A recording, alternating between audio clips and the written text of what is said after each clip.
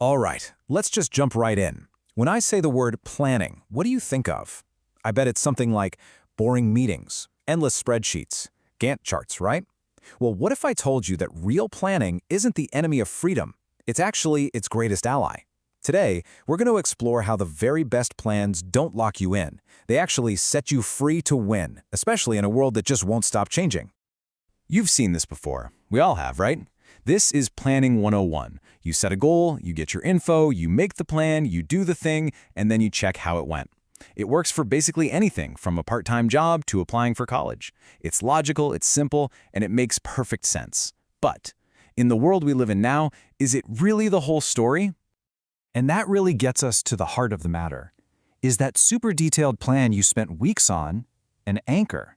Is it weighing you down, holding you to a course that just isn't working anymore? Or is it a rudder, helping you steer with purpose right through the storm? This is the core tension every single modern leader has to figure out.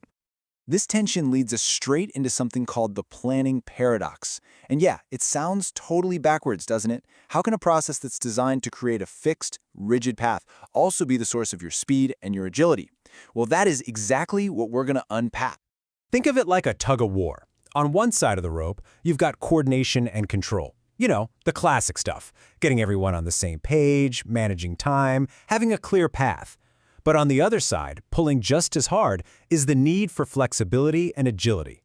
You've got to be able to react to new competitors, to shocks, to a world that's, well, volatile. It's this constant battle between structure and speed. So how do we solve this thing? This quote, it just nails the shift in mindset we need. The best plans aren't handcuffs that restrict you. No way! They're springboards, a deliberately built platform that gives you the stability you need to leap into the unknown with total confidence. To really get our heads around this paradox, we need to look at two huge schools of thought in management. And trust me, they've been battling over this stuff for decades. It's a real clash of strategic ideas. So on one side, you have what's called deliberate strategy. Think of H. Igor Ansoff. This is your classic top-down analytical plan, the big blueprint from the corner office. Then, on the other side, you've got emergent strategy, an idea from Henry Mintzberg. This is all about the clever bottom-up stuff that comes from people on the ground reacting to the real world. Now here's the absolute key takeaway. The companies that win don't pick a side. They master the tension between both of them. Okay, enough theory. What does this actually look like out in the wild?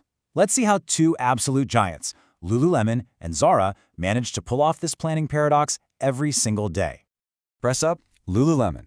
Their success is built on a rock-solid, deliberate, top-down plan. I mean, they are meticulous about their special fabrics like Luon and Nulu.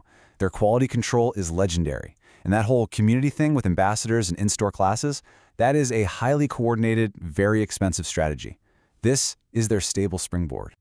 But here's where the magic happens. That super deliberate community plan, it's secretly their greatest tool for being flexible. Their store employees, or educators, are trained to be information sponges, soaking up real-time customer feedback. All that bottom-up data gets fed directly to the designers. And that's how you get massive hits like the Align franchise. It comes from what customers actually want. See? Their deliberate plan creates their emergent advantage. It's brilliant. Okay, now let's look at Zara. Their deliberate plan isn't about guessing fashion trends a year out. Nope. It's about building a ridiculously fast system. They deliberately built their supply chain close to home in Spain and Portugal, and they poured a ton of money into a central logistics hub that is designed for one thing, and one thing only: speed.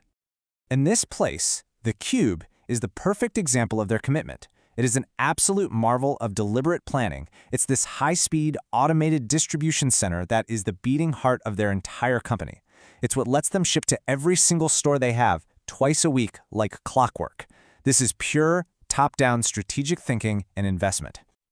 So why build this unbelievably complex, rigid system? To serve one purpose: to act on new emergent fashion trends faster than literally anyone else.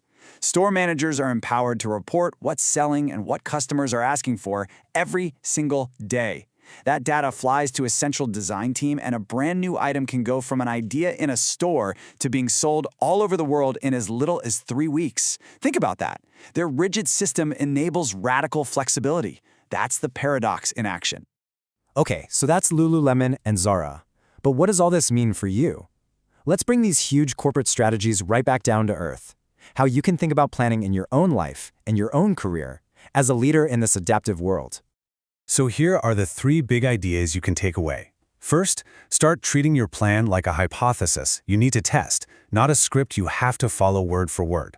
Second, plan to emerge. Build a stable chassis, like Zara's supply chain, that gives you the foundation to be flexible and grab new opportunities. And finally, and this is so important, remember that flexibility isn't a personality trait. It's a process.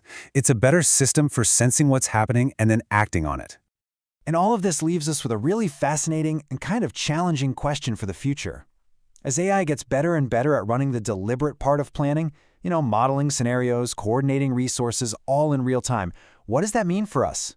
When a machine can create the perfect plan in just seconds, what becomes the truly essential, the truly human job of a leader? Something to think about.